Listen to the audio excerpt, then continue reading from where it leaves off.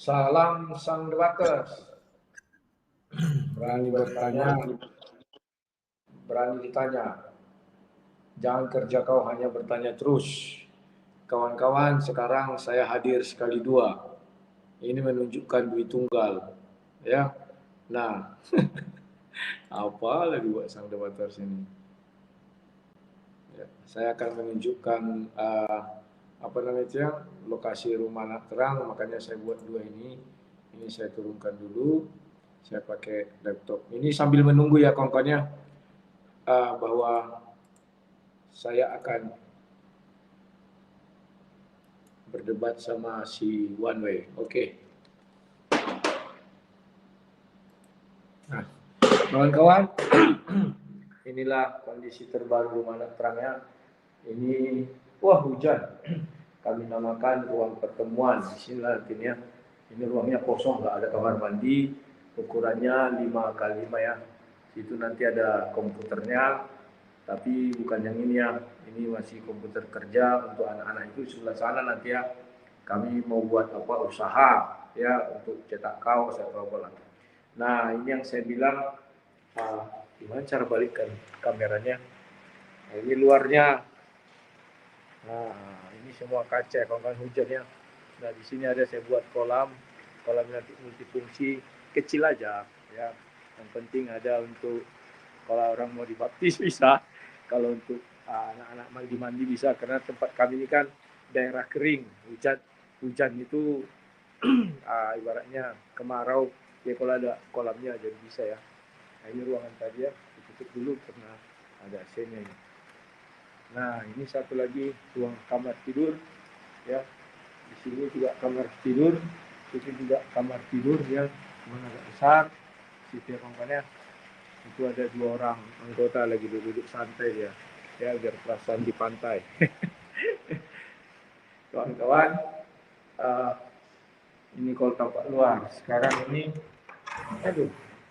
ruang apanya, ruang tengahnya sini, ini ruang penerimaan tamu nanti ya, sini kawan-kawan. Nah ini ada sofanya, ada duduk kemarin ya. Ini piano yang dari Medan kemarin ya, nanti saya pindahkan ke dalam. Itu ada kamar ya, kamar. Jadi semuanya ini sudah diisi kamarnya dengan kasur-kasur ya.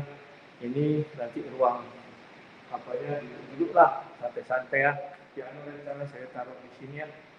Nah ini nanti ruang makannya di sini. Sengaja saya agak panjang karena agar bisa menampung sebuah meja, dan isi meja itu nanti 10 orang ya, anak-anak itu, dan saya juga makan di sini dan keluarga ya. Ini kamarnya lagi. Nah ini kamar ya kawan-kawan. Ini kasurnya sudah ada, semua sudah ada kasur ya kawan-kawan. Sudah dibuat dan sudah memadai lah. Ini AC sudah dipasang semua ya, semuanya terpasang total 10 AC, 10 ya kawan-kawan. Jadi ini sudah perkembangan rumah anak terang. Ini halamannya sudah saya dekor ya.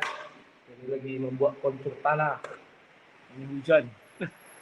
Ini kontur tanahnya lagi saya apa namanya? Saya buatlah gimana biar cantik ya. Ini pemandangan samping ya. Apa namanya itu? Ruangan teras. Rencana mau saya kasih di sini kaca biar jangan masuk air dari atas ya. Ini nanti kami memproduksi kaosnya, dibuat sedikit kayak gudang gitu ya. Inilah dia bang-bang, di samping. Tapi karena hujan, ya itulah, itu si hitam yang sudah pernah tugas ya, hancur-hancur. Si hitam sudah pernah tugaskan dia. Sini dia sekarang. Nah, inilah rumah anak terang. Itu gudang ya bang-bang, gudang di bawah sana. Mudah-mudahan ini nanti membuat orang betah di sini. Fasilitasnya paling TV, internet, kasurnya segala macamnya itu kawan-kawan. Disinilah nanti anak-anak itu akan saya bina. Aduh, susah buka pintunya. Tinggal saya akan mengusahakan yang namanya apa tadi yang aku bilang kemarin, lemari kawan-kawan. Oke, karena si one way sudah ada, saya masuk dulu ya. Saya selesaikan dulu yang ini. Ya, cara keluarnya gimana nih? Tunggu ya kawan-kawannya, maklum. Dari sini aja.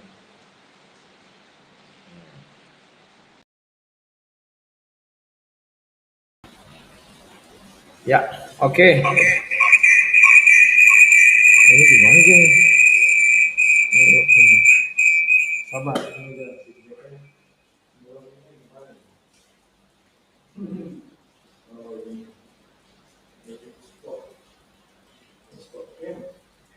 Oh, ini.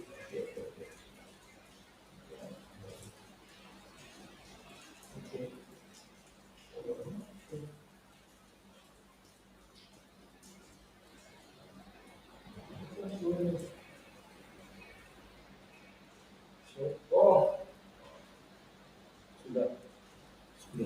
sudah. Oke kawan-kawan, kita jumpa lagi ya. Tadi sudah saya tunjukkan bagaimana perkembangan Rumah Anak Terang dan ya kalian telah menjadi saksi hidup daripada semua karya-karya yang ada di sini ya. Itulah mengapa banyak pendebat-pendebat dari Muslim yang iri kepada saya. Karena saudara-saudara seiman saya semuanya baik-baik dan mereka mau mendukung apa yang saya lakukan ya kawan-kawan ya. Oke, sekarang saya sudah ada di sini dengan si One Way. Halo One Way, selamat siang. One Way. Halo One Way. Waduh, kemana juga ya? One Way, mikrofonmu masih padam itu One Way. Ya Bang, gimana suara saya jelas nggak Bang? Sudah jelas suaramu One Way. Oke. Ya, apakah kita sudah bisa mulai Oke, One Way? kita udah siap Bang, kita mulai Bang. Ya siap, Suara udah siap. udah Bang. jelas ya? Oh jelas banget Bang, jelas. Ya oke, terima kasih. One Way, pertanyaan saya, siapa manusia dalam Islam yang pertama sekali berdosa? Nabi Adam alaihissalam. Di mana itu terdapat? Boleh saya dikasih ayatnya? Di dalam surat Al-Baqarah. Bentar ya Bang ya, saya buka dulu surat Al-Baqarah Bang. Ya, saya bukakan di sini Bentar. juga ya. Ya, bentar Bang ya, itu minta waktu ya. Al-Baqarah ayat ke...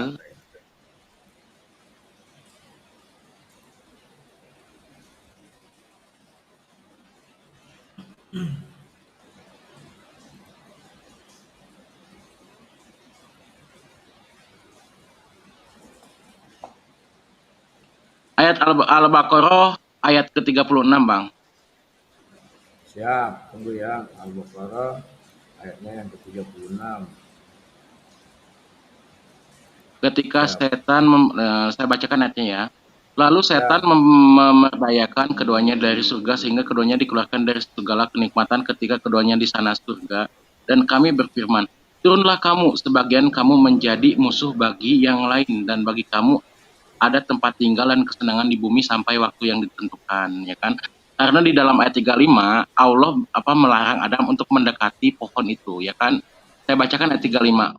Dan kami berfirman, wahai Adam, tinggallah engkau dan istrimu di dalam surga, dan makanlah dengan nikmat berbagai makanan yang ada di sana sesukamu. Tetapi jangan kamu mendekati pohon itu, nanti kamu termasuk orang-orang yang zalim. Di ayat ke-36, Adam itu kan melanggar perintah Allah itu ya, karena diperdayakan setan. Tetapi intinya ya, ketika Adam berdosa di ayat 37, kemudian Adam menerima beberapa kalimat dari Tuhannya. Lalu dia pun menerima taubatnya. Sungguh Allah Maha Penerima taubat lagi Maha Penyayang. Jadi Bang, manusia pertama yang melakukan dosa itu adalah Adam ketika diperdaya oleh setan, ya kan? Ketika memakan pohon itu ya kan, pohon itu tidak disebutkan namanya, bukan pohon huldi karena tidak ada ayatnya dalam Al-Qur'an pohon huldi atau buah huldi. Ya, tetapi dalam Al-Baqarah ayat ke-37 Adam menerima beberapa kalimat Tuhannya dan Allah menerima taubat Nabi Adam. Jadi dosa Nabi Adam sudah diampuni, Bang. Oke. Ya. Sekarang pertanyaan saya sederhana, ya. Kamu mengatakan bahwa Adamlah manusia pertama yang jatuh ke dalam dosa, ya kan? Artinya di situ dia, apakah boleh saya katakan mewarisi dosa? Silakan One Way. Sinyal saya agak down. Ulangi pertanyaannya, Bang. Ulangi pertanyaannya. Ya. Kamu mengatakan Adam adalah manusia yang pertama berdosa. Ya. Betul. Maka saya bertanya, apakah dosa yang dimiliki oleh seluruh manusia sekarang berasal dari si Adam? Oh, tidak, Bang. Coba Abang buka surat Ar-Rum ayat ke-30. Mohon Abang buka surat Ar-Rum ayat ke-30. Saya tidak hafal surah keberapa ya, cuma namanya surat Ya. Ar-Rum ayat ke-30. Ar-Rum itu aku ingat kayaknya 20-an itu. Ar-Rum 20. Surah Ar-Rum. Ya, sama-sama.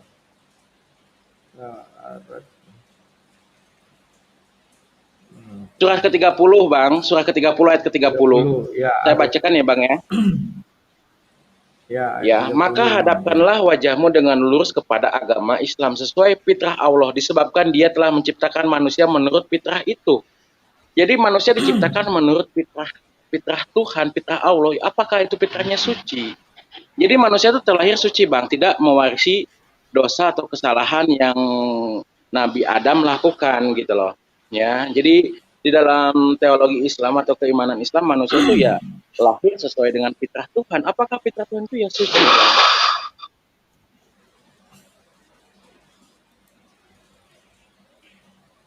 Halo. Ya, jadi begitu, Bang. Apa ada yang ditanyakan lagi, Bang? Siap. Kamu mengatakan bahwa Adam sudah jatuh ke dalam dosa. Artinya karena si Adam manusia mengenal dosa. Kamu tidak mengakui bahwa manusia itu dilahirkan, kamu bilang fitrahnya suci. Suci artinya tidak berdosa. Lantas dari mana dia bisa berdosa? Silakan. Oke, bukan saya yang bilang manusia itu terlahir suci, bukan saya yang bilang, tetapi firman Tuhan dalam surat Ar-Rum surah ke-30 ayat ke-30. Jadi sekali lagi, Bang, di sini bukan saya yang bilang manusia itu suci, tapi firman Tuhan. Lalu kenapa manusia berdosa, melakukan dosa? Ya karena manusia tempatnya salah dan lupa, Bang. Gitu. Dalam surat Al-Muluk ayat kedua, boleh dibacakan, Bang, surat Al-Muluk ayat kedua, karena saya harus berdasarkan dalil ya, Bang ya. Tunggu, Bang. Saya bacakan dulu surat Al-Muluk ayat kedua. Surah berapa itu? Bentar, Bang.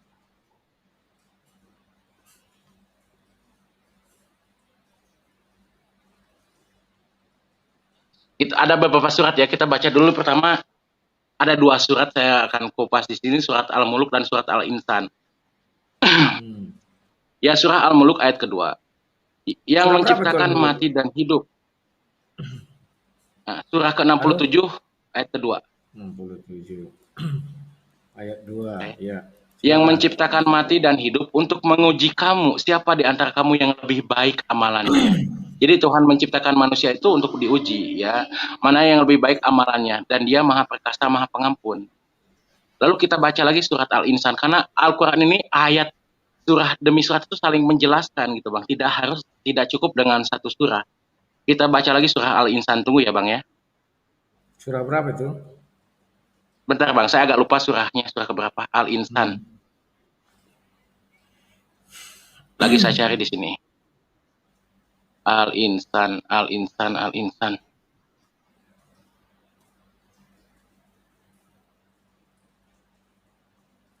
Al-Insan. Bentar, Bang, mohon waktu ya, Bang ya. Karena saya nggak bisa ngomong kalau tanpa ada dalil, Bang. Karena kita diskusi agama. Mantap. Baru kau yang berani. Ini 76, surah 76 ayat. Surah Al-Insan, surah ke-76. Ayat berapa? Oke. Ayat ke-1. Ya. Bukankah, kita bacakan ayat pertama. Bukankah pernah datang kepada manusia waktu di masa yang ketika itu belum merupakan sesuatu yang dapat disebut. Jadi manusia ada sebelum alam raya ada, tetapi belum dapat disebut. Jadi di sini ya, kita ini sudah ada dalam firman-Nya Tuhan, dalam Lauhul Mahfuz ya. Manusia ada sebelum alam raya ini ada. Bukankah pernah datang kepada manusia waktu dari masa yang ketika itu belum merupakan sesuatu yang dapat disebut. Ya, lalu kita bacakan ayat kedua. Sungguh kami telah menciptakan manusia dari tetes mani yang bercampur kami hendak mengujinya, kan? Kembali lagi kan, intinya di ujian mengujinya dengan perintah dan larangan. Karena itu kami jadikan dia mendengar dan melihat. Jadi kita bisa mendengar dan melihat itu apa namanya adalah ujian. Apakah penglihatan itu kita gunakan untuk kebaikan? Apakah pendengaran itu kita gunakan untuk kebaikan dan kejahatan? Ya, dari sinilah Bang. Jadi tujuan manusia diciptakan di bumi itu untuk diuji. Tujuan Tuhan itu diuji. Ya, jadi begitu Bang. Kenapa? Jadi manusia diciptakan di dunia bukan untuk untuk menanggung dosa Adam. Dalam surat 30 ayat ke-30 manusia karena fitrah manusia itu suci. Tetapi Tuhan itu menjadikan manusia itu hidup di dunia itu untuk diuji. Ya kan dalam surat Al-Mulk ayat kedua, manakah manusia yang lebih banyak amalannya? Lebih lebih baik ya, yang terbaik amalannya bukan lebih banyak. Jadi timbangan itu saya tidak berpikir demikian. Allah itu melihat amalan yang terbaik, bukan yang banyak amalannya. Lalu manusia dibekali mata dalam surat Al-Insan ayat kedua, manusia dibekali mata dan telinga untuk diuji apakah manusia itu berbuat kebaikan atau kejahatan alias dosa. Begitu Bang. Al-Muluk tadi surah berapa tadi? Lupa aku. Surah Al-Muluk. Ya, Bentar surah Bang. berapa itu? Karena saya menghafal bukan dari angkanya ya Bang ya, tapi dari nama surah. 67 ayat 2. Hah? Surah 67. 67, surah Al-67 ayat kedua. Oke, sekarang aku mau surah 67 ayat 2 itu ya. Di situ dikatakan yang menciptakan mati dan hidup. Kapan Allah menciptakan mati? Silakan. Ya ketika manusia ada di bumi ini Bang. Berarti ketika manusia berdosa, jatuh ke dalam dosa? Ya ketika manusia ini di bumi ya sifatnya panah. Ada kan dalam surah Ar-Rahman ya ada ayat ke-26 kalau nggak salah ya Bang ya, bahwa segala sesuatu yang di bumi ini pasti akan binasa Bang, begitu. Manusia kan hidup di bumi pasti akan binasa. Ya tetap kekalah wajah Tuhanmu yang menciptakan, bunyi suratnya kalau nggak salah seperti itu. Surat Ar-Rahman. Ya, Jadi ketika manusia di bumi sifatnya adalah panah.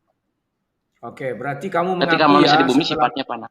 ya, manusia di bumi kan karena dia sudah diusir Tuhan kan, karena iblis menggoda dia, maka diusir Tuhan supaya iblis dan manusia berperang di dalam bumi ini kan. Itu di surah 7 ayat 25. Betul. Paham ya? Nah, Betul. berarti karena dosa lah ada kematian. Terima kasih kamu sudah mengakui itu. Nah, andai kata kita terlahir suci, lantas mengapa kita berdosa? Paham nggak maksudnya? Kan kita terlahir suci nih. Bagaimana kita memiliki dosa? Coba jelaskan. Kita terlahir suci, betul. Dalam surat Ar-Rum ayat 30 sesuai fitrah Tuhan.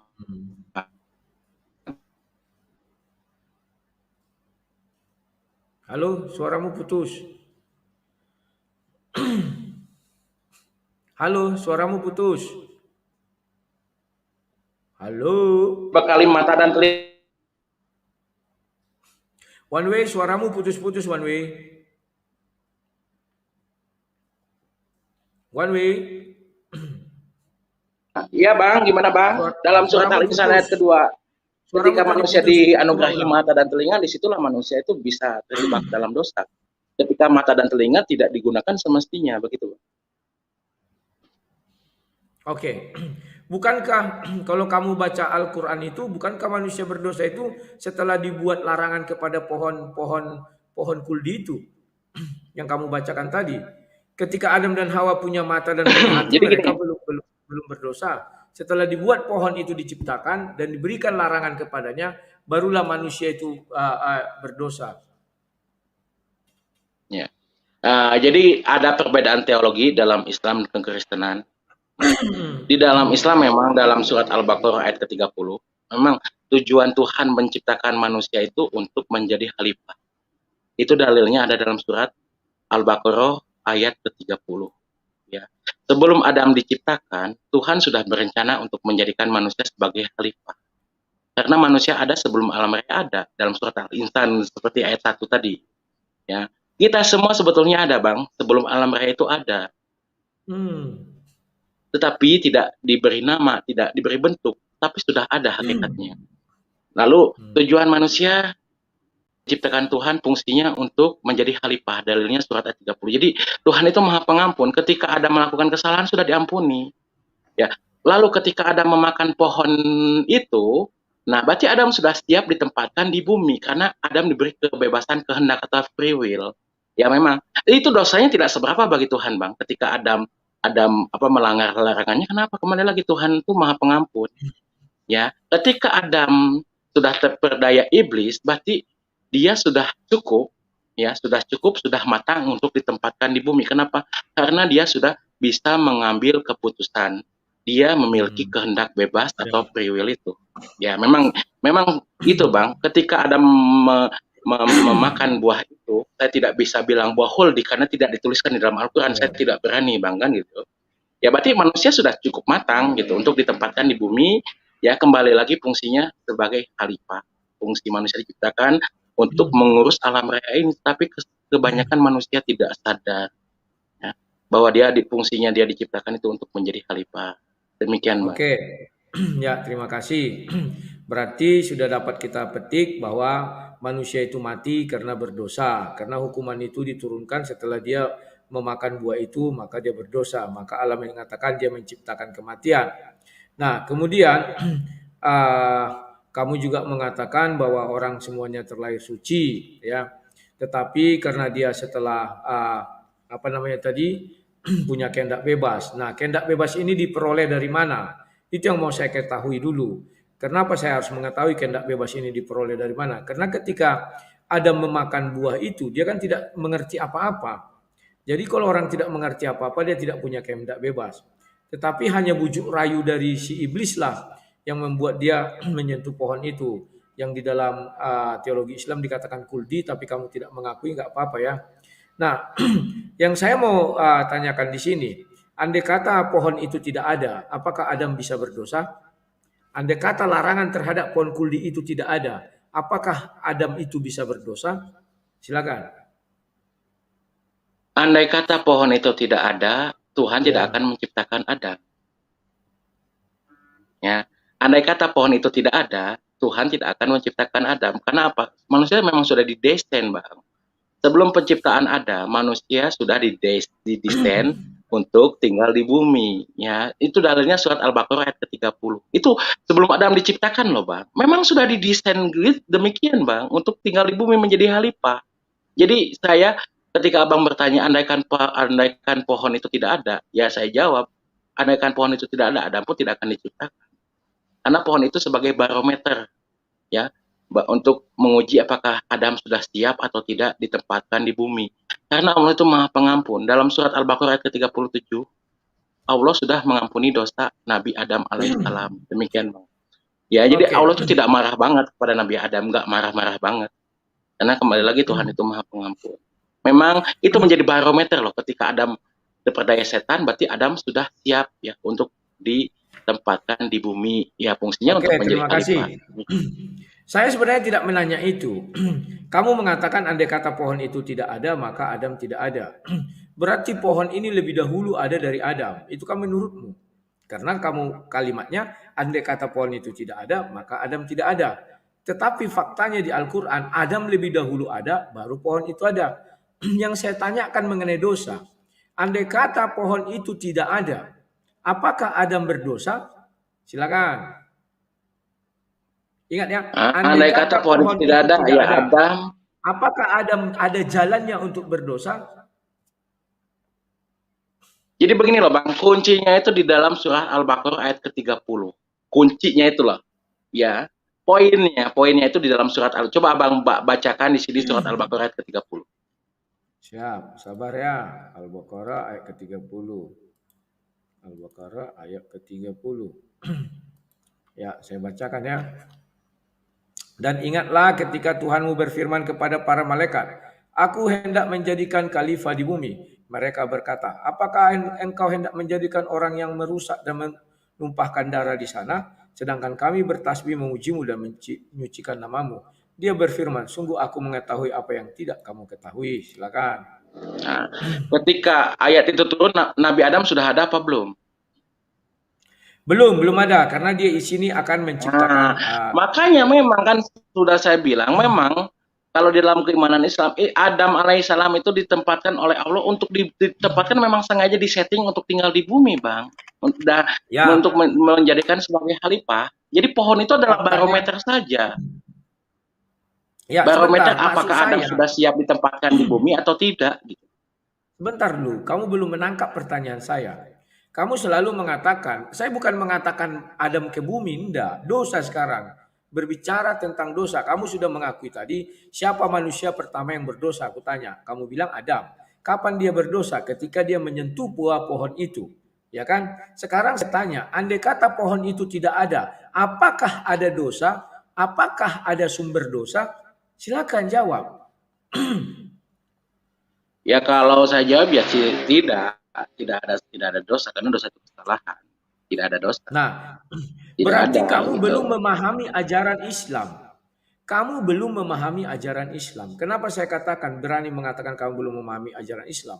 Karena kamu katakan kalau pohon itu tidak ada maka dosa tidak ada. Mari kita lihat Al-Qur'an. Nah ini biar kalian paham. Surat 7. Jawabnya itu semua di surat 7. Nah ini. Surat 7 mulai dari ayatnya yang ke-11 itu. Di mana si iblis disuruh sujud kepada Adam dia nggak mau, ya kan? Dan sungguh ini sebentar ya. Dan sungguh kami telah menciptakan kamu kemudian membentuk tubuhmu kemudian kami berfirman kepada para malaikat, bersujudlah kamu kepada Adam, maka mereka pun sujud kecuali iblis. Iblis tidak termasuk mereka yang bersujud. Jadi iblis tidak mau bersujud, maka iblis itu diusir dari surga ya. Allah berfirman, apakah yang menghalangimu sehingga kamu tidak bersujud kepada Adam? Ketika aku menyuruhmu, iblis menjawab, aku lebih baik daripada dia. Engkau menciptakan aku dari api, sedangkan dia engkau ciptakan dari tanah. Jadi iblis itu sudah ada. Yang membuat kita berdosa itu iblis, ya, bukan pohon itu. Kenapa? Karena iblislah yang menggoda manusia menjadi berdosa. Andai kata iblis tidak ada, maka kita tidak berdosa. Di dalam ajaran Islam yang menciptakan iblis itu adalah Allah. Jadi sumber dosa itu datang dari iblis. Iblis itu diciptakan oleh Allah. Maka Allah lah yang menciptakan segala sesuatunya termasuk dosa.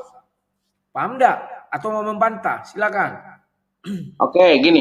Kalau misalnya iblis ada, Adam ada, tetapi pohon itu tidak ada. Apakah iblis bisa menggoda Adam? Sedangkan dalam surga itu, Tuhan itu membuat larangan jangan mendekati pohon itu. Kalau pohon itu tidak ada, iblis ada. Bagaimana iblis mau menggoda Adam? Karena larangan saat itu hanya satu. Di antara sekian banyak pohon, jangan engkau mendekati pohon itu, karena termasuk orang-orang yang zalim. Misalnya iblis ada iblis, ada Adam, ya kan? Tetapi pohon itu tidak ada. Apa yang terjadi, Bang? Sedangkan larangan satu-satunya pada waktu kejadian itu adalah dari Allah itu, jangan mendekati pohon itu. Saya tanya ke Abang, ya, apakah mungkin Adam terjebak dosa? Lalu bagaimana iblis mau menggoda Adam? Sedangkan larangan dari Tuhan itu cuma itu, Bang. Ya kan? Silakan kata Allah kamu makan semua buah yang ada di sini. Merasakan, tapi jangan kamu mendekati pohon itu karena termasuk orang yang zalim. Ya. Ya, kalau tidak ada pohon itu gimana iblis mau menggoda Adam? Ya, tidak bisa loh, Bang. Karena apa? Larangan satu-satunya pada waktu itu adalah jangan mendekati pohon itu. Ya. Jadi begitu, Bang. Emang sih, Bang, saya bilang pohon itu adalah barometer. Memang tujuan apa Allah menciptakan manusia itu bukan dalam keimanan Islam, bukan untuk menanggung dosa moyangnya manusia Nabi Adam, bukan, tetapi dalam surat Al-Baqarah Oke. ke-30 untuk menjadikan khalifah. Ya, sekarang tolong Gitu. perhatikan ayat ini. Ya, masih surat 7 tadi. Ayatnya yang ke berapa ini? 16. Iblis menjawab, karena engkau telah menyesatkan aku, pasti aku akan selalu menghalangi mereka dari jalanmu yang lurus. Artinya, di sini iblis sudah menubuatkan bahwa akan ada datang jalan Allah ini dan iblis akan menghalangi orang dari jalan yang lurus. Paham tidak di kau? Sekarang aku tanya kau, apakah mungkin jika pohon itu tidak ada, maka iblis bisa menyesatkan manusia? Silakan jawab. Ya kalau pohon itu tidak ada ya iblis tidak akan bisa menyesatkan manusia. Kenapa menyesatkan Adam alaihissalam? Kenapa? Karena larangan loh Bang. Satu-satunya larangan dari Allah itu jangan mendekati pohon itu. Kalau pohon itu tidak ada, nggak ada larangan berarti. Berarti iblis tidak bisa menggoda manusia karena tidak ada larangan. Iblis itu kan menggoda manusia supaya menjalankan larangan itu. Sedangkan larangan Tuhan barometernya adalah pohon itu. Kalau pohon itu tidak ada, bagaimana iblis menyesatkan Adam? Ya, ingat loh Bang, satu-satunya larangan Allah pada Adam jangan mendekati pohon itu. Ya, kalau pohon itu tidak ada, berarti tidak ada larangan. Siap. Berarti One Way boleh saya katakan bahwa Allah mengikuti keinginan iblis. Karena iblis berkata aku akan menyesatkan. Berarti Allah SWT mengikuti keinginan iblis. Karena iblis mengatakan aku akan menyesatkan manusia dari jalanmu. Sementara larangan tidak ada. Maka agar iblis bisa memenuhi ucapannya, agar iblis bisa menyesatkan manusia, diciptakanlah sebuah larangan. Kan begitu. Berarti Allah SWT mengikut iblis. Atau bagaimana? Coba jelaskan. Karena kan Allah itu maha rahman. Allah kan bisa saja tidak membuat pohon itu. Karena dia maha kuasa. Tapi karena iblis sudah mencetuskan sebuah ide bahwa aku akan menyesatkan, menghalangi mereka dari jalanmu. Maka mau tak mau Tuhan harus mengikuti keinginan iblis. Bahwa dia harus menyesatkan manusia. Kan begitu. Sekarang yang punya kuasa itu iblis apa Tuhan? Kok Tuhan ngikut iblis, dibuatlah larangan. Biar ada jalan iblis menyesatkan manusia. Tolong dibantah atau dijawab. Silakan. Oke, lalu kenapa Tuhan mengabulkan doa iblis? Ya kan itu karena sifat rahmannya Allah, Pak. Nah, sifat rahimnya Allah ketika nanti di hari pembalasan iblis dimasukkan ke neraka. Ketika iblis meminta tangguh, itulah Bang, sifat rahman. Karena Allah itu maha rahman. Jangankan iblis, manusia yang berdosa sama Allah aja di dunia dikasih kesenangan, dikasih rezeki, dikasih kesehatan, ya kan? Karena itu sifat rahman daripada Allah. Sifat rahimnya gimana? Nanti Bang dia hisab. Ya kan iblis ketika iblis meminta tangguh, Tuhan itu maha pengasih Bang. Tuhan izinkan, Tuhan kabulkan iblis itu. Ya itu bagian dari sifat rahmannya Allah. Ya, terima kasih. Jangankan iblis Bang, manusia yang dosanya, kenapa dikasih kesenangan dunia, kadang-kadang doanya dikabulkan, ya itu sifat rahmannya Allah. Ya, Allah itu sifat rahman pengasih gitu loh Bang. Ya, jadi bukan mengikuti kemauan iblis, tapi memang bagian dari sifat rahmannya Allah Bang. Ya, terima kasih bahwa kamu mengatakan sifat rahmannya Allah itu mengikuti apa yang diucapkan iblis dipenuhi oleh Allah, kan begitu? Karena Allah iblis yang mengatakan aku iya, akan betul. menghalangi. Tetapi nanti kan setelah diberi tangguh, ya. Tunggu dulu. Gimana, Abang udah selesai apa belum? Tetapi kan setelah diberi tangguh, Allah akan menghisab memasukkan iblis ke dalam neraka. Itu sebagai sifat rahimnya Allah. Ya, itu kan hukuman. Gitu. Tetapi saya tidak melihat hukuman itu. Kita kan bicara tentang asal usul dosa. Ternyata asal usul dosa itu dari Allah SWT. Karena dia ingin memenuhi janji iblis. Allah SWT dari surah 7 itu selalu mengikuti apa yang diucapkan iblis. Contoh, iblis mengatakan beri aku tangguh, maka Allah memberi tangguh. Ya, baru iblis mengatakan aku akan menghalangi manusia, maka Allah membuktikan bagaimana cara menghalangi manusia. Dibuatlah sebuah larangan, iblis menghalangi. Kemudian iblis berkata kebangkitan, maka Allah menciptakan kematian. Jadi di sini semua yang terjadi adalah iblis yang mengatur semuanya. Allah hanya ibarat main catur, dijalankan iblis ini pion, dijalankan Allah pion juga. Itu yang kita lihat contoh. Ketika dia mengatakan berilah aku tangguh sampai hari kebangkitan, kematian belum ada. Tetapi kebangkitan sudah ada. Maka Allah menciptakan kematian. Kan begitu. Kemudian dia bilang, aku akan menyesatkan mereka dari jalanmu. Larangan belum ada. Maka dia buat larangan. Jadi apa yang dibilang iblis, Allah mengikuti. Nah, sekarang kau sudah mengakui bahwa dosa itu pertama sekali dari si Adam. Ya. Dan kau mengakui, andai kata pohon itu tidak ada, maka si Adam tidak berdosa. Saya setuju itu. Yang kau jelaskan itulah yang di dalam ajaran Kristen. Itulah yang kau ambil. Bukan dari ajaran Islam. Itu dari ajaran Kristen. Kenapa manusia jatuh ke dalam dosa? Kenapa iblis menggoda manusia? Karena ada pohon pengetahuan. Sehingga sudah mulai dia punya pengetahuan yang baik dan yang jahat. Cuman iblis memakan yang jahatnya. Di dalam Al-Quran tidak dijelaskan pohon itu apa. Sehingga begitu dimakan, dia berdosa. Nggak dijelaskan. Nah, Al-Quran mengatakan manusia yang diciptakan tidak punya dosa. Artinya kalau pohon itu tidak ada, kau akui. Kau masuk perangkap Batman. Tidak akan ada dosa. Artinya karena ada pohon itu, maka Adam memakan, maka diwarisilah dosa. Andai kata pohon itu tidak ada, mana ada manusia berdosa? Atau ada sanggahanmu? Silakan. Oke. Abang lupa di dalam surat Al-Baqarah ayat ke-37, ketika Adam berdosa, itu dosa kecil bagi Allah. Allah sudah mengampuni. Ya, sebelum Adam diturunkan ke bumi. Ya kan? Sebelum Adam diturunkan ke bumi, Allah sudah mengampuni loh dosa Adam.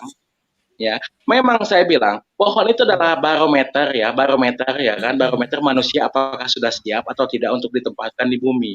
Kembali lagi kuncinya di surah Al-Baqarah ayat ke-30. Memang Allah menciptakan manusia ini untuk menjadi khalifah.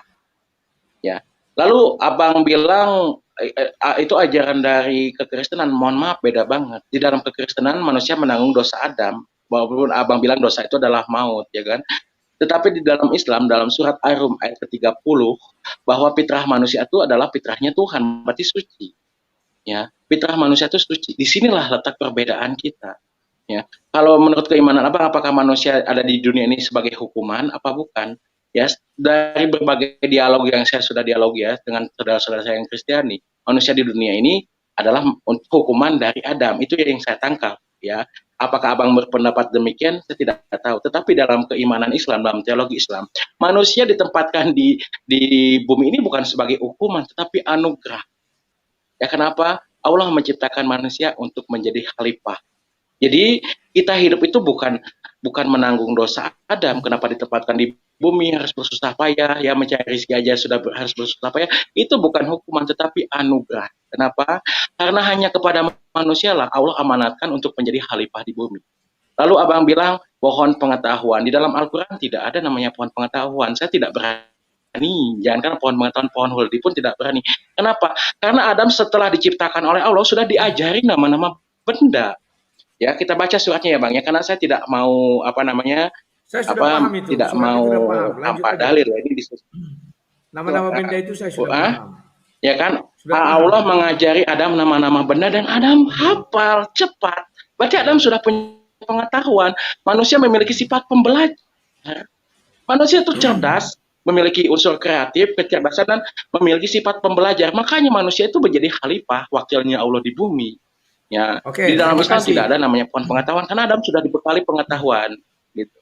Ketika Allah mengajari nama-nama benda itu sudah dibekali pengetahuan. Ya, terima kasih. Berarti kamu tanpa sadar. Silakan. Ya, berarti kamu tanpa sadar membantah lagi ucapanmu bahwa tanpa pohon itu maka Adam tidak berdosa. Dan kamu bilang itu dosa kecil. Saya tidak nanya dosa besar, dosa kecil. Dosa tetap dosa. Kamu mengatakan bukan karena berdosa Adam dibuang ke bumi. Faktanya begitu. Kamu baca surat 7, setelah dia berdosa baru dia dikeluarkan dari sorga. Padahal dia sudah minta ampun. Sebelum dia berdosa dia tidak ada dikeluarkan dari bumi. Kamu mau mengatakan itu manusia diciptakan untuk menjadi khalifah di muka bumi. Di dalam Kristen juga ada Kejadian 2 ayat 5. Bumi belum ada yang mengelola, manusia akan ditempatkan ke sana. Kejadian 1 juga sebelum penciptaan, manusia juga akan ditempatkan di bumi untuk berkuasa atas bumi. Tetapi faktanya mereka hidup di sorga dulu. Paham nggak kau? Ketika penciptaan Adam dan Hawa hidup di sorga, kamu baca urutan ayat itu ya. Al-Quran saya tidak percaya, tidak yakin kamu tahu itu berurut. Kalau Bible jelas, dijelaskan dulu manusia akan ke bumi. Kalau Al-Quran kan tidak, surat 7. Mana ada surat 7 menceritakan manusia akan dibuat ke bumi? Itu ujuk-ujuk langsung ada misalnya di surah berapa kamu bilang tadi ya, surah 2 ayat 30 atau berapa itu ya. Nah, sekarang kamu sudah mengakui dosa itu sumbernya dari pohon kuldi atau pohon apalah menurut kalian. Dan yang membuat itu adalah Tuhan ya. Berarti Tuhanlah sumber dosa. Berarti Tuhanlah sumber segala sesuatu. Apakah kamu percaya bahwa Tuhan sumber dari dosa itu atau sumber segala sesuatu? Silakan. Ya, abang lupa ya Bang ya, sebelum Adam ditempatkan di bumi Allah sudah mengampuninya. Baca dong Bang surat Al-Baqarah ayat ke-37. Surah Al-Baqarah ayat ke-37 ada, itu Adam posisi Adam masih di surga loh Bang. Ya, kan sudah saya bilang, Allah sudah mengampuni ketika Adam masih di surga. Karena saya bilang, memang manusia itu didesain untuk menjadi khalifah di bumi sebelum Adam diciptakan dalam surah Al-Baqarah ayat 30 kan. Memang hendak menjadikan manusia sebagai khalifah. Coba Abang baca surat Al-Baqarah ayat ke-37. Ya, kemudian Adam menerima beberapa kalimat dari Tuhannya. Lalu dia pun menerima tobatnya. Sungguh Allah Maha Penerima Tobat, Maha Penyayang. Ya, kalau diterima tobatnya artinya dia suci. Kalau dia sudah suci tempatnya di sorga. Tapi mengapa malah diusir dari sorga? Bukan gitu. Oke, boleh saya menjelaskan nggak Pak? Sebentar. Ya, Kita jelaskan gini. dulu ayat ini ya. Oke. Sebentar biar jelas kalau menjawabnya. Ya. Ini dia sudah tobatnya sudah diterima. Tetapi dia malah diusir dari sorga ya. Kubukakan ayat berikutnya. Setelah dia diusir, dihukum dia. Artinya Tuhan belum mengampuni dia 100%. Hukumannya apa? Kami berfirman, turunlah kamu semua dari sorga. Oke, untuk menempatkan dia di sorga. Kemudian jika benar-benar datang petunjukku kepadamu, maka barang siapa mengikuti petunjukku, tidak ada rasa tolak. Kita lanjut ayat berikutnya. Ya, sebentar. 39. Ada langsung orang kafir. Tunggu. Aku ambil dulu surah 7. Karena itulah dia diusir ya, sama ini ayatnya nih. Surah 7 ayatnya yang ke-24. Ya. Maka dibilang di sini, Allah berfirman, turunlah kamu akan saling bermusuhan satu sama lain. Bumi adalah tempat kediaman dan kesenanganmu sampai waktu yang telah ditentukan. Kamu bilang dia sudah diterima tobatnya. Kalau orang yang sudah diterima tobat tidak akan dihukumi. Tetapi lihat ayat 25. Allah berfirman, di sana kamu mati. Di sana kamu hidup, di sana kamu mati, dan di sana pula kamu akan dibangkitkan. Jadi hukuman kematian itu bukan karena untuk menempatkan manusia menjadi khalifah di bumi. Tidak. Kematian itu tadi sudah kamu akui. Kapan kematian itu ada? Setelah Adam berdosa. Berarti upah dosa dari perbuatan si Adam adalah kematian. Silakan bantah ucapanmu sendiri. Silakan. Oke. Pada ayat ke-37 itu kan posisi Adam alaihissalam masih di surga, ya kan? Allah sudah mengampuni, ya. Kenapa Allah itu Maha Pengampun? Lalu kenapa kalau sudah diampuni kenapa diusir dari surga? Kan intinya itu di surat Al-Baqarah ayat ke-30. Manusia itu Bang didesain untuk menjadi khalifah. Lah, lalu kita ada pertanyaan, kalau sudah diampuni kenapa diturunkan ke bumi? Karena manusia itu sebelum Adam diciptakan, Tuhan sudah mendesain untuk menjadi khalifah di bumi. Panwe, bukan itu pertanyaanku. Kalau dia sudah diampuni menurutmu, kenapa dia dihukum mati? Kau kan di awal mengakui bahwa bukan nggak ada dihukum mati, Bang, nggak ada dihukum mati. Loh, ini nggak ada dihukum mati. Loh, begini loh, One Way.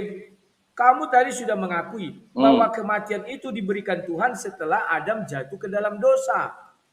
Artinya dia jatuh ke dalam dosa, tobatnya diterima, diampuni. Gimana Bang? Waduh, sulit aku menjelaskannya. Abang jangan memasukkan teologi Kristen di dalam Islam, Bang. Tidak akan connect. Kamu tadi mengakui bahwa nanti putar lagi video ini ya. Kematian itu ada setelah Adam jatuh ke dalam dosa. Clear ya? Kematian ada bukan kematian ada. Saya tidak pernah bilang begitu. Lah, makanya coba putar videonya, Sebentar. Kau putar nanti video ini One Way. Nah, ya. Pertama aku tanya, siapa manusia pertama berdosa? Kamu bilang Adam. Ya. Lantas kamu kasih ayatnya begini, aku bilang, kematian itu ada kapan? Setelah Adam jatuh dalam dosa, kamu bilang. Karena memang betul. Tolong diputar Bang kalau saya bilang begitu Bang. Ya nanti kamu putar. Tolong diputar videonya kalau memang saya bilang begitu. Kita lagi live ini, nanti mencarinya susah ya. Nah, sekarang kematian itu ada kapan? Itu kan setelah Adam diusir dari sorga kan One Way ya. Ayatnya sudah jelas. Itu lagi di layar saya. Sebelum Adam diusir dari sorga, dia tidak mati. Kan begitu. Setelah dia turun ke bumi, baru dia diberi hukuman mati. Di sana engkau hidup, di sana engkau mati. Mati itu adalah hukuman, bukan fitrah. Jangan kamu katakan mati adalah fitrah. Fitrah itu adalah suci, kamu akui tadi kan. Kematian itu hukuman. Karena pertama sekali Adam diciptakan dia tidak mati. Silakan kalau mau kau bantah atau mau kau perbaiki, silakan. Oke. Oke, sekali lagi ya di dalam surat Al-Baqarah ayat 37 sebelum Adam diturunkan, tolong ini dulu ya Bang, saya izinkan saya menjawab dulu.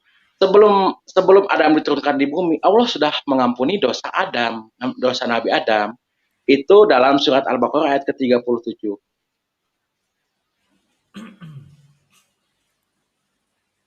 Perintahkan Adam untuk turun di bumi. Ya kembali lagi dalam surat Al-Baqarah ayat ke-30 bahwa kami hendak menjadikan manusia sebagai khalifah.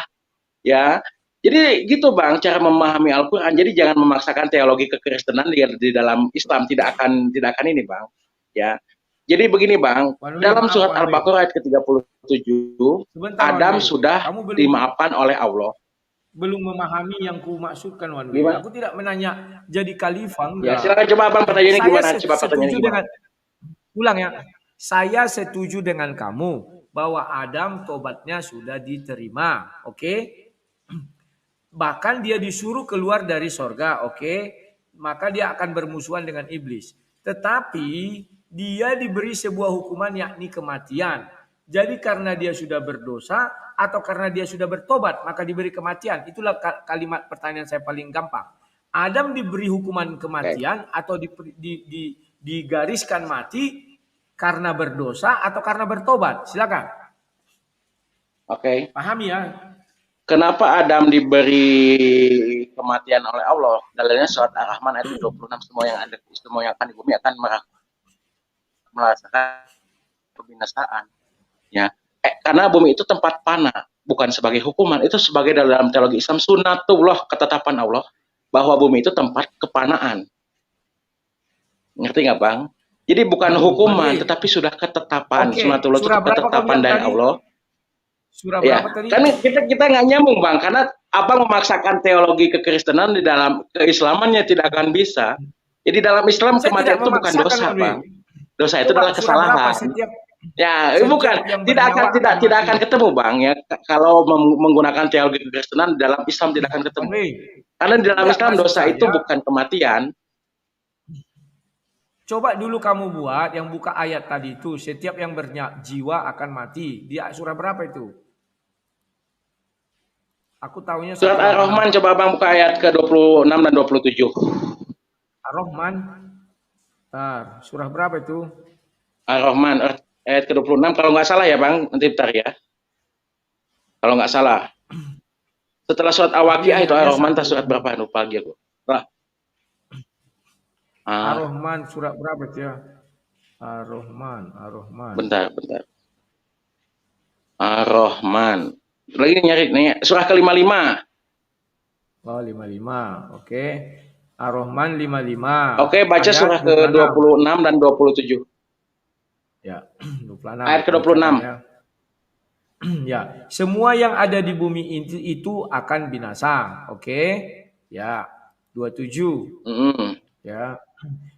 Tetapi wajah Tuhanmu yang memiliki kebesaran dan kemuliaan tetap kekal. Oke, ya. Pertanyaan saya, mana lebih dahulu surah ini diucapkan Allah SWT atau surah 7 ayat 25? Apakah kalau urutannya surah 7 itu kan jelas. Adam setelah memakan buah itu, dia diusir dari sorga, menerima tobat, baru diusir dari sorga, baru diberi hukuman mati. Ataukah kau mau mengatakan yang duluan surah Ar-Rahman itu difirmankan Tuhan bahwa semua yang di bumi akan mati. Baru Adam memakan buah itu, baru dia ditetapkan jadi mati. Urutan yang benar mana? Silakan.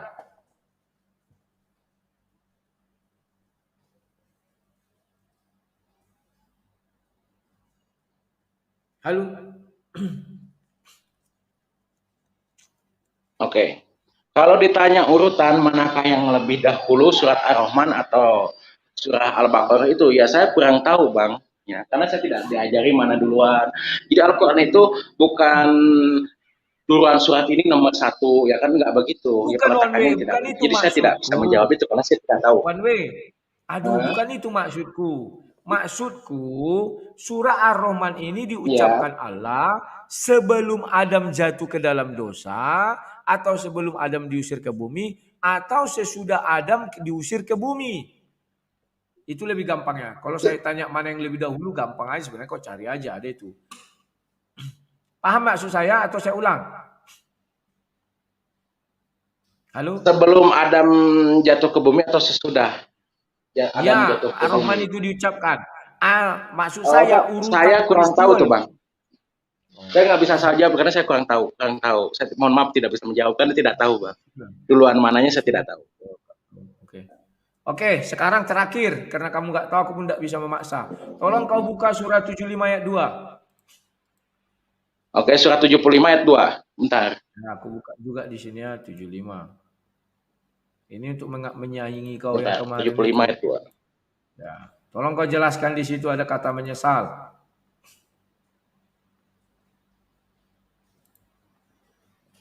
Dan aku bersumpah demi jiwa wala uqsimu bin nafsil lawama.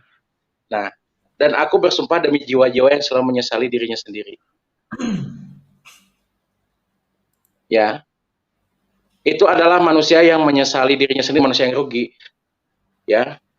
Anapsul lawamah, namanya jiwa-jiwa yang menyesal. Jadi pertanyaannya bagaimana, Bang? Kan ada jiwa-jiwa yang tenang, anapsul Di sana kan ada aku. Nah, ada jiwa-jiwa yang menyesal ya itu. Anapsul lawamah. Jadi pertanyaannya gimana? Coba aku yang di situ yang mau kutanya, aku itu siapa? Aku Tolong kau baca tafsir. Hari kiamat. Apa, Bang? Alah, putus-putus. Lalu pertanyaannya apa? Halo. Pertanyaannya gimana? Dan aku bersumpah dengan jiwa-jiwa yang ya. Di situ aku itu siapa? Aku tanya aku dulu. Kan aku bersumpah, aku itu siapa? Allah lah. Nah, mengapa Allah bersumpah atas jiwa-jiwa yang menyesal? Unik enggak? Ya, Allah menunjukkan bahwa jiwa-jiwa yang masalah persaksian, ya. Itu aku bersumpah itu aku kan sumpah persaksian. Ya, maksud pertanyaan Abang gimana sih? Aku juga bingung loh. Ya, ini dalam konteks dosa atau enggak gitu loh? Karena ini luar konteks kayaknya. Ya, ini masih menyangkut dosa. Orang itu kan dari mana menyangkutnya? Karena kayaknya di luar konteks itu, Bang. Kan itu di hari kiamat nanti dihukumi semua orang itu. Kan artinya dosa itu. Makanya aku bilang kau baca tafsirnya. Coba Abang buka. Masa Allah bersumpah atas penyesalan jiwa-jiwa orang sana?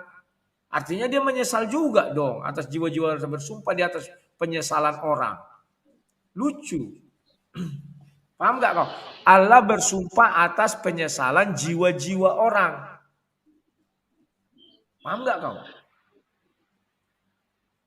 Dan aku bersumpah, ya kan, Allah mempersaksikan bahwa di waktu itu pada hari kiamat ada jiwa-jiwa yang menyesal. Ya itulah nafsul lawamah namanya, jiwa-jiwa yang rugi. Ya itu yang bisa saya jelaskan begitu. Ya Allah mempersaksikan bahwa nanti itu pada hari kiamat ada jiwa-jiwa yang rugi gitu, yang menyesal. Itulah maksudnya, Bang. Allah mempersaksikan bahwa itu pada hari kiamat ada jiwa-jiwa yang menyesal, maksudnya seperti itu.